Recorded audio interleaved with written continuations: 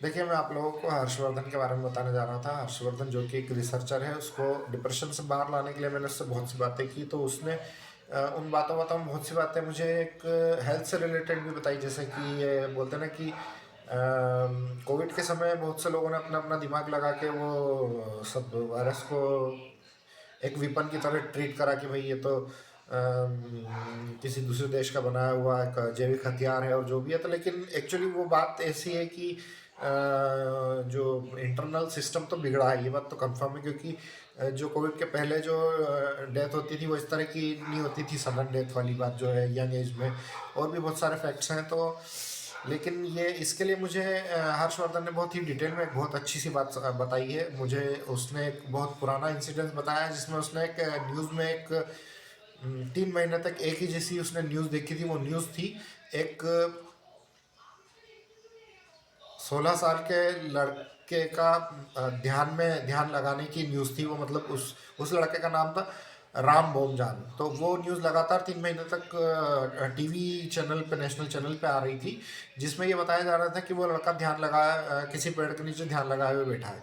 कुछ समय बाद उसके भाई ने भी उसके आसपास जो बोलते ना कि बाउंड्री लगा करके उस टिकट लेना शुरू कर दिया। और जब वो उससे अर्निंग करने लगा तो वो लड़का परेशान होकर के हिमालय की तरफ चला गया, वो जहाँ पर ध्यान लगाना चाहता था। वो एक अलग बात है। लेकिन ये हर्षवर्धन ने जो ये बात बताई मुझे, इसमें उसने एक चीज़ बात बताई कि भाई जो नेचुरल हवा है, ऑक्सीजन है, मतलब धूप है, मतलब पानी वगैरह जो नेचुरली, उसने इस इंसिडेंस को बता के ये प्रूफ कर दिया कि खाना खाने की ज़रूरत नहीं होती है। खाना व्यक्ति नहीं खा रहा तो भी वो जीवित रह सकता है। तो वो ये उसने इस बात को एंटीबॉडी इम्यूनिटी के हिसाब से उसने इस बात पे जोर दिया कि ये चीज़ें कैसे हो सकती, कैसे बढ़ाई जा सकती है।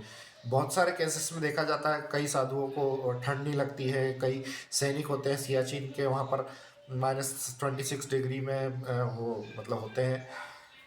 और और भी बहुत सारे एग्जांपल हैं। जैसे बहुत से खिलाड़ी होते हैं, अगर वो खाना खाने के बाद अगर वो क्रिकेट खेलने लगेंगे तो उतना अच्छा वो क्रिकेट नहीं खेल पाएंगे।